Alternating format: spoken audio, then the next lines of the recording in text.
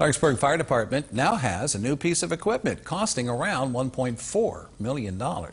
The department received a new bucket truck, replacing a 20-year-old truck in its arsenal.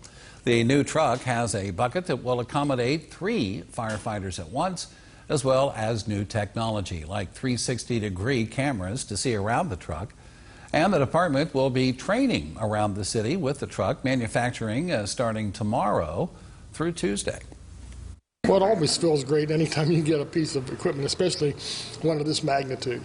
We'll be out and about Tuesday, Wednesday, and Thursday. If they see it, stop by and look at it. Our intention is to maybe prior to council meeting on Thursday evening, we hope to bring it up now, parking in front of City Hall, so that some of the council members can come by and take a look at it that weren't able to see it throughout the week. And the department will be keeping its old ladder truck as a backup, but will no longer use it on a regular basis.